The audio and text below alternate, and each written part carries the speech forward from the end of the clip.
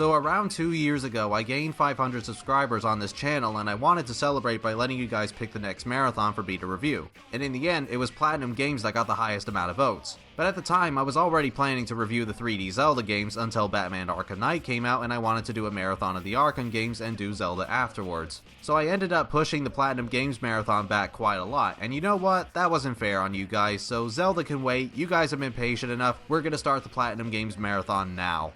Besides, 3D Zeldas can be quite long, and I definitely don't have the time anymore to dedicate a whole marathon to it, so I'll just instead go through each of the games in spades, starting with Majora's Mask. But in the meantime, we're finally doing it, ladies and gentlemen. It's time for the marathon that a lot of you voted for. Welcome to the Platinum Games Marathon.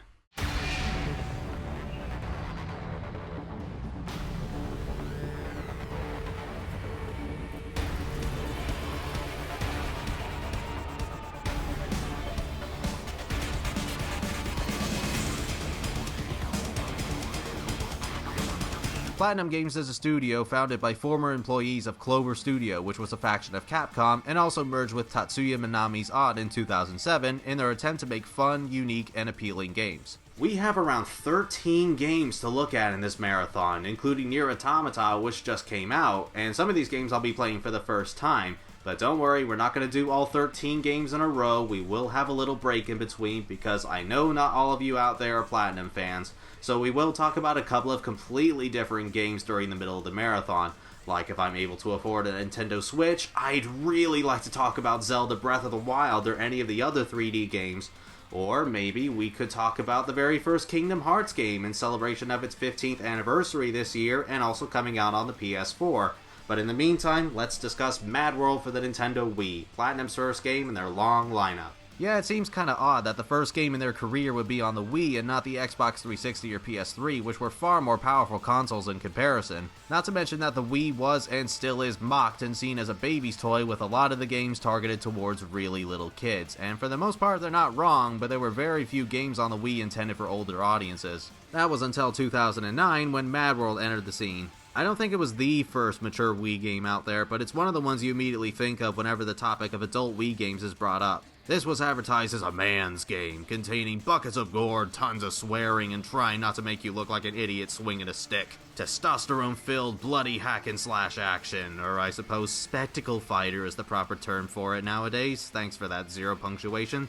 Anyway, because of the game's graphic content, it was banned in Germany, which is no surprise, but it did sneak its way to Australia, which is a bit more surprising. The thing is though, with Madworld, yes, it's extremely violent, especially on the Wii, but it's the cartoonishly over-the-top kind of violent that's so satisfying to watch. And the story's as laughable as you can imagine. A group of terrorists called the Organizers cause a blackout around Varigan City and release a virus that will kill the city's population in less than 24 hours. However, they would offer a vaccine to anybody who kills another person. With this in account, the Organizers believe that the most appropriate thing to do is turn this epidemic into a game show called Death Watch, where the remaining citizens are contestants and the top-ranked fighter wins a huge sum of cash. Enter Jack Kamen, who's going to be the heroic badass that we take control of, and manages to attain sponsorship from this Agent 13 guy, voiced by Jim Ward, who's mainly known for playing Captain Quark in the Ratchet & Clank games. But we quickly find out that Jack isn't just a contestant looking to win, he's also former military and now has his own agenda of locating the mayor's daughter who's still inside the city. The aim of the game is to be the top-ranked fighter in Death Watch and to stop the Organizers' leader, Noah, as well as the Outbreak. There are a couple of other plot threads as well, like this doctor that you frequently meet with and finding out who Agent 13 really is, but the story's generally pretty simple. You've got the clear-cut good guys and the clear-cut bad guys, and as the clear-cut good guy, you must foil the plans of the clear-cut bad guy.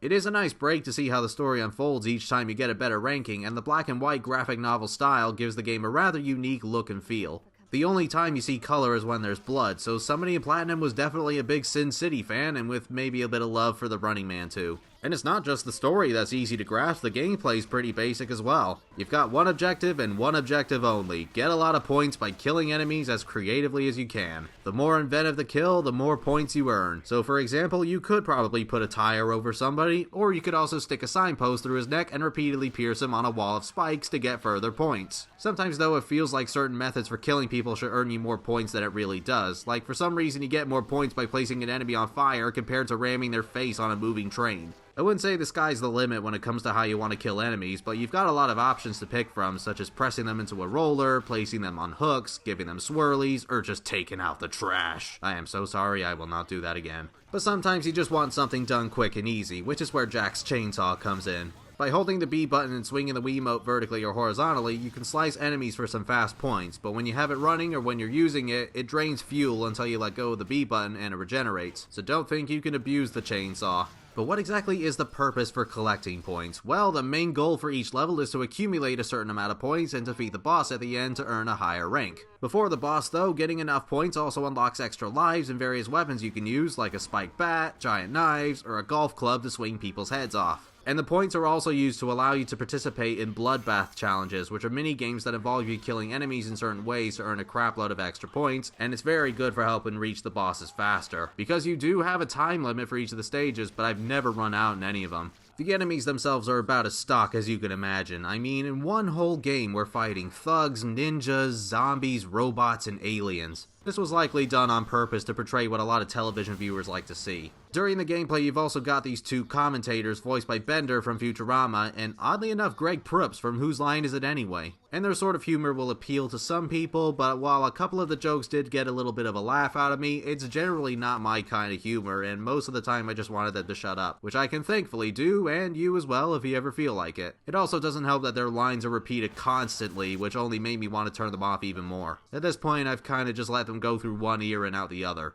Not all the levels involve grinding a bunch of points though, because twice in the game you control Jack on a motorcycle and kill anything in your path, and a few of the levels just take you straight to the boss. In general, the bosses can be fun to fight, but while some of them do bring a lot of pain, most of them are pathetically easy. Because not only are you able to use the chainsaw and rapid punches to do a bit of damage at a time, you can also perform these power struggles which require you to swing the Wiimote or the nunchuck in the right way, like quick time events. And doing it correctly lets Jack deal a ton of damage. I always find myself doing these by accident though, since I'm only trying to chip away the boss's health. The only ones I had a hard time fighting was Frank, because he really hurts when he electrifies the water on the floor and he can regenerate his health, as well as the shamans, not because they were difficult to beat, but because I swear whenever I do a power struggle with them and the game asks me to swing the Wiimote to the right, it never works. It registers fine prior to the boss fight, so what the hell am I doing wrong? And this eventually caused me to lose all of my lives and start the level over from the beginning. In fact, I had a similar problem with this Asian turtle mini-boss. Why won't this freaking work? Motion controls are the future, yo.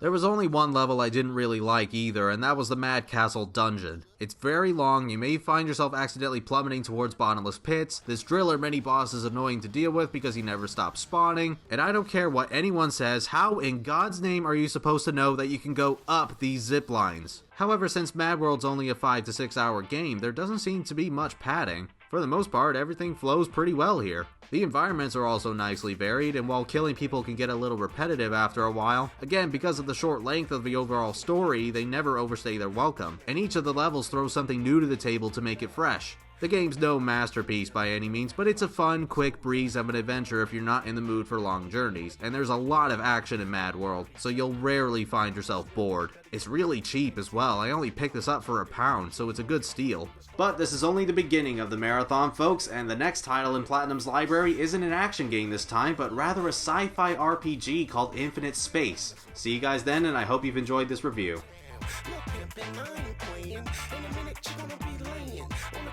Messing around my city, my rules, my money, my time. Rim tilted, cold quoted, fresh to death. Literally, I do kill it. Blood spilling in this game of death. Yeah, you hear the announcer, but they